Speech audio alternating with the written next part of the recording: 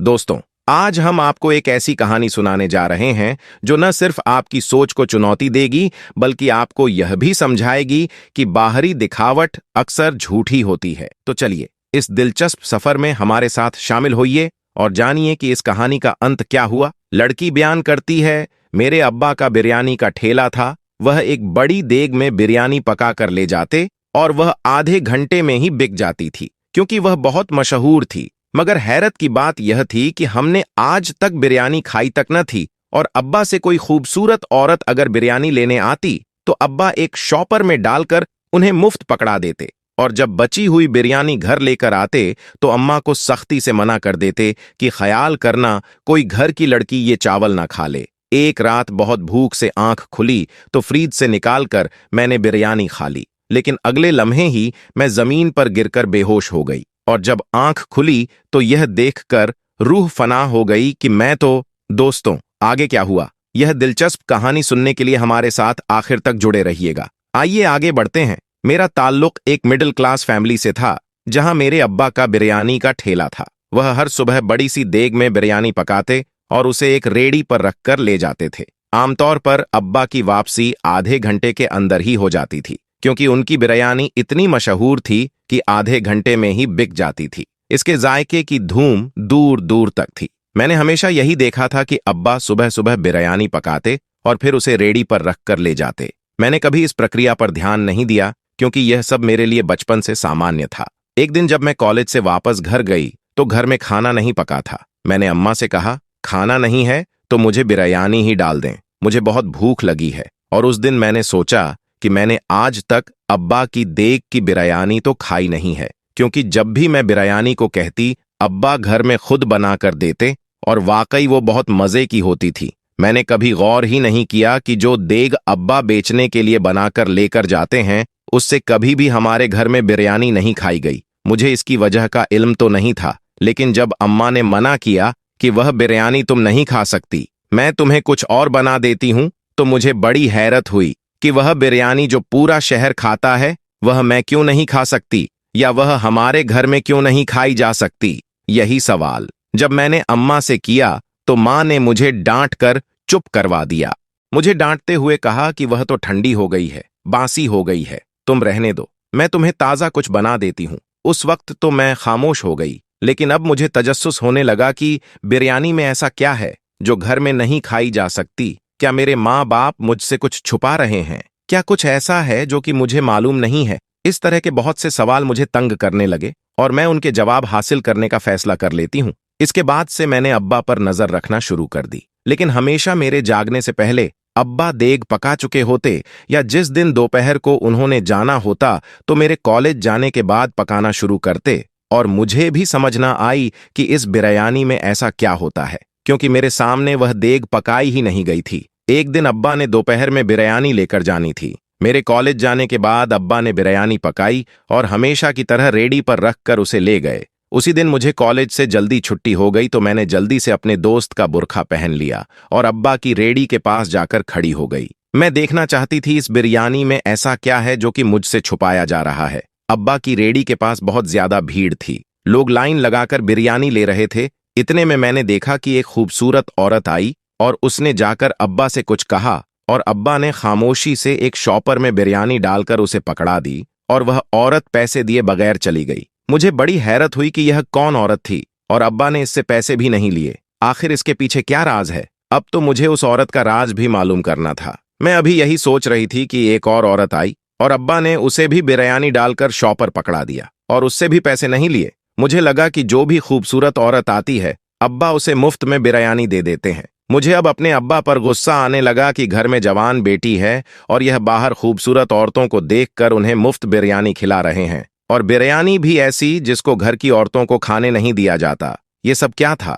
क्या वाकया ही मेरा बाप एक बुरे किरदार का इंसान था, या फिर ये बिरयानी कुछ खास थी जिसमें कुछ मिलाया गया था? क्या मेरी अम्मा भी इन सब में शामिल थीं? मेरे अंदर का तजसूस जाग गया था और मुझे अब इन सब के बारे में मालूम करना था। दिन गुजरते गए और मुझे अभी तक इस राज का कोई सुराख न मिला था। अब तो ये रोज होने लगा था कि अब्बा बची हुई बिरयानी घर नहीं लाते थे, इसलिए मैं उसे खाकर भी अंदाजा नहीं लगा सकती थी। और अब्बा के ठेले पर मैं रोज रोज नहीं जा सकती थी, क्योंकि मेरे बोलते ही अब्बा पहचान लेते और रोज रोज कॉलेज से जल्दी आना भी मुश्किल था। लेकिन जब भी मैं अब्बा के ठेले पर गई तो मैंने उन 2-3 औरतों को देखा जिन्हें अब्बा मुफ्त में बिरयानी पकड़ा देते थे। लेकिन हैरानी की बात यह थी कि अब्बा ने उस बिरयानी के पहले से शॉपर बनाकर रखे होते थे। मुझे इंतहा गुस्सा आता है। इस मंजर को देखकर आखिरकार एक दिन मैंने एक औरत का पीछा करने का फैसला किया और दबे पांव उस औरत के पीछे चल दी। मैंने देखा कि वह औरत एक बहुत बड़ी कोठी में दाखिल हो गई है और इतनी आलीशान कोठी देखने के बाद मुझे हैरत होने लगी कि अब्बा का इस औरत के साथ क्या ताल्लुक हो सकता है। क्या यह औरत सिर्फ अब्बा की बिरयानी लेने के लिए इतनी दूर आती है? मैं वापस घर आ गई और ऐसी ही मजाक में वालिदा से सवाल किया कि क्या अब्बा का किसी से कोई ताल्लुक है? तो अम्मा ने मुझे सख्ती से टोक दिया कि अपने बाप के बारे में ऐसा नहीं सोचते। अब मैं सोच रही थी कि माँ को बता दूं कि अब्बा ऐसा करते हैं, लेकिन मुझे समझ नहीं आई कि मेरे पास तो कोई सबूत भी नहीं था। और फिर एक दिन अब्बा शाम को तैयार होकर कहीं जाने लगे तो मैंने पूछा कि आप कहाँ जा रहे हैं? अब्बा ने कहा कि वह अपने दोस्त से मिलने जा रहे हैं। मैंने पूछा कि किस तरफ जाना है आपको? मुझे भी अपने दोस्त की तरफ जाना था, तो मुझे साथ ले जाएं। तो अब्बा ने जिस इलाके का नाम लिया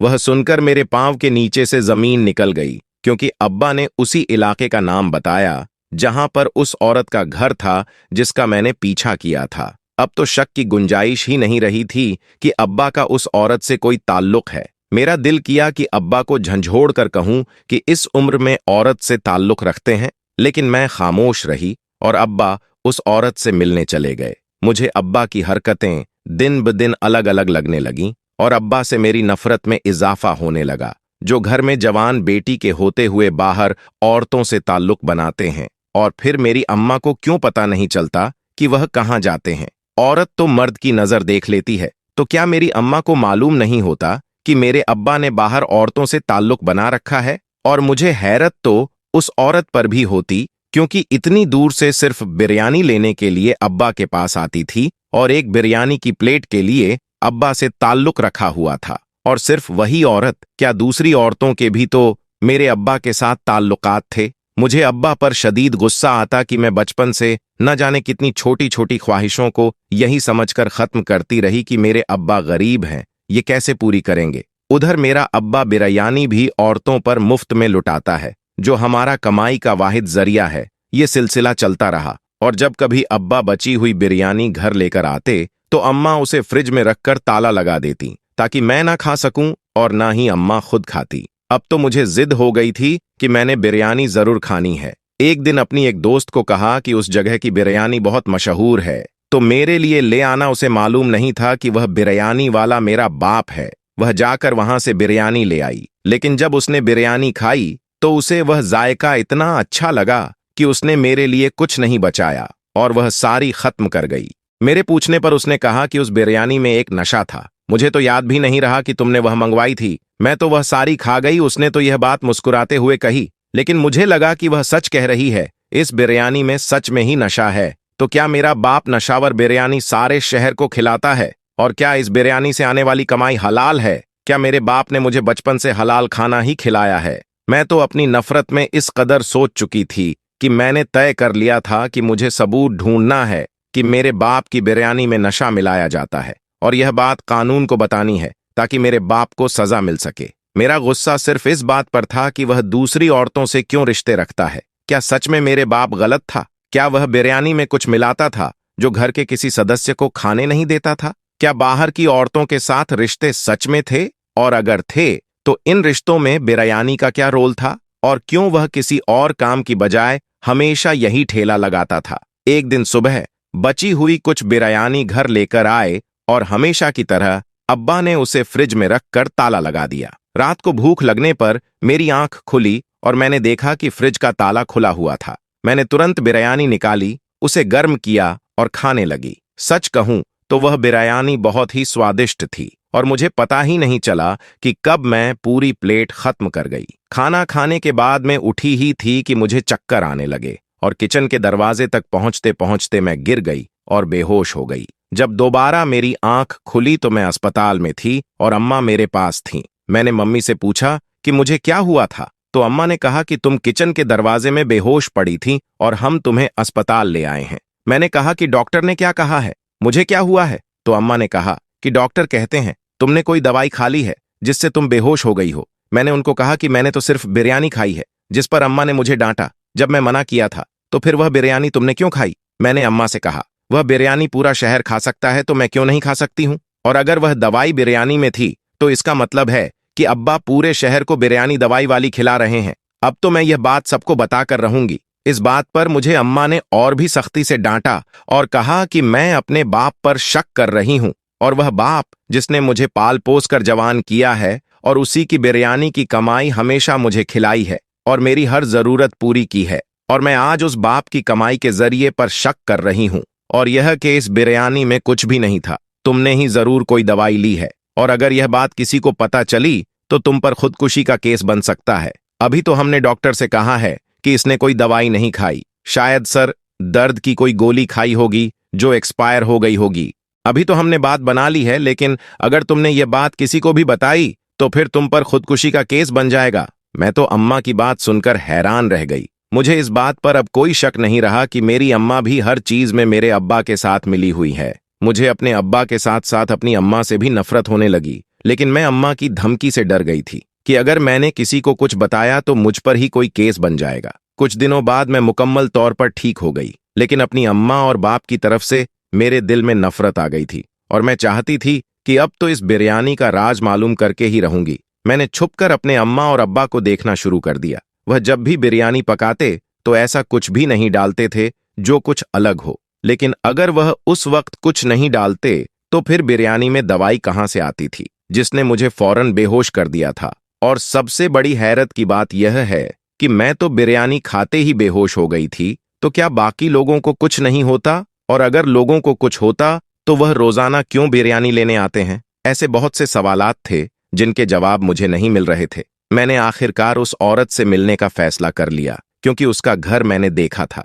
एक दिन मैं अपने दोस्त के घर का बहाना करके उस औरत के घर चली गई। बैल देने पर एक मुलाजिम ने दरवाजा खोला। मुझे तो यह भी मालूम नहीं था कि उस औरत का नाम क्या था, इसलिए मैंने कहा कि मुझे इस घर की मालकिन से मिलना है। मुलाजिम ने मुझे एक कमरे में बिठा दिया और मालकिन को बुलाने चला गया। अब मुझे घबराहट होने लगी कि अगर उस औरत ने पूछ लिया कि तुम कौन हो, और उसने अगर यह बात न मानी कि वह उसकी बिरयानी लेकर आती है तो क्या होगा। मैं अभी यही सोच रही थी कि एक मॉडर्न सी औरत कमरे में दाखिल हुई और मुझसे हैरत से सवाल करने लगी कि मैं कौन हूं और उससे क्यों मिलना चाहती हूं। मैं तो उस औरत को देखकर हैरान थी कि वह औरत तो वह नहीं थी जो अब्बा से बिरयानी लेकर आती है, यह तो कोई और ही औरत थी। अब मुझे समझ नहीं आ रही थी कि मैं इस औरत को क्या कहूं, क्योंकि मैंने उस औरत को इसी घर में दाखिल होते हुए देखा था और इस बात पर मुझे कोई शक नहीं था। यह तो कोई और थी और इसको क्या बोलूं। मैंने उसे सच बताने का फैसला कर लिया। मैंने उससे कहा कि मैंने इस घर में एक औरत को दाखिल होते देखा था जो कि बिरयानी लेकर आ रही थी। मुझे उस औरत से मिलना है। उस औरत ने कहा कि वह तो हमारी मुलाजिमा है। मैंने कहा कि मुझे उससे मिलना है। उसने मुझसे कोई और सवाल नहीं किया और ना ही मैंने कोई जवाब दिया। अब तो मुझे यकीन हो चला था कि मेरे बाबा का उस औरत के साथ कोई ताल्लुक जरूर होगा, क्योंकि वह औरत भी एक मुलाजमा थी। वाकई इतनी बड़ी कोठी की मालकिन मेरे बाप के साथ कोई ताल्लुक नहीं रख सकती। मेरी दरख्वास्त करने पर उस मालकिन ने मुझे उस औरत से मिलने की इजाजत दे दी। मैं राज जानने के सिर्फ एक कदम दूर थी और धड़कन बहुत तेज हो रही थी। आज मैं अपने बाप का राज जान लूंगी और अपने बाप की पकाई हुई इस बिरयानी का भी राज जान लूंगी। मैं खामोशी से उसका इंतजार करने लगी। वह औरत कमरे में आई तो मैंने उससे सवाल किया कि वह रोजाना बिरयानी क्यों लेकर आती है। वह हैरत से मुझसे पूछने लगी कि मुझे इस बात से क्या लेना देना है, मैं बिरयानी लेकर आऊं या ना लेकर आऊं। तो मैंने उसको बताया कि मैं उस बिरयानी वाले ठेले के मालिक की बेटी हूं और उस बिरयानी का राज जानना चाहती हूं जो रोजाना तुम लेकर आती हो। उसने खामोशी से मेरी मुकम्मल बात सुनी और मुझे अपने पीछे आने के लिए कहा। मैं उसके पीछे कमरे में दाखिल हुई तो मैंने देखा कि उस कमरे में एक औरत बैठी है जो कि बुजुर्ग है और ऐसी हरकतें कर रही हैं जैसे उसका दिमाग ही तवासन ठीक नहीं है। मैंने उससे पूछा कि यह कौन है और तुम मुझे यहाँ क्यों लेकर आई हो। मैंने तुमसे कुछ और पूछा है। तो उसने कहा कि यह औरत इस घर की मालिक की माँ है और इसका दिमागी तवासन ठीक नहीं है। मैं इसकी खिदमत के लिए यहाँ हूँ और तुम्हारा बाप जो बिरयानी पकाता है वह इस औरत को बहुत ज्यादा पसंद है और वाहिद वह चीज है जो यह बगैर किसी सवाल जवाब के खा लेती है। इसके अलावा यह औरत दवाई तक नहीं लेती, इसलिए मैं रोजाना तुम्हारे बाप से बिरयानी लेकर आती हूँ और इसी बिरयानी में दवाई डालकर इस औरत को खिला देती हूँ। और तुम कह रही हो कि मेरा बाप तुमसे मिलने क्यों आता है? तो तुम्हारा बाप इस औरत को देखने आता है और मेरे से दवाई लेकर जाता है, जो कि वह गरम गरम बिरयानी में डाल देता है, जिससे उसका जायका खत्म हो जाता है। और मैं वह बिरयानी लेकर इस बुजुर्ग औरत को खिला देती हूँ। और रोजाना पैसे देने की जहां तक बात है तो मैं रोज बिरयानी लेकर आती हूँ, इसीलिए महीने बाद ही पैसे देती हूँ। तुम इतने असीम बाप की बेटी होकर अपने बाबा पर शक कर रही हो कि तुम्हारा बाप गलत है या वह नशा डालकर लोगों को खिला रहा है। उसकी बातें सुनकर मुझे खुद पर शर्मिंदगी होने लगी कि मैं अपने बाप को गलत समझ रही थी, लेकिन अभी भी बहुत से सवाल बाकी थे। वह औरतें अभी बाकी थीं जो मेरे बाप से बिरयानी लेकर जाती थीं।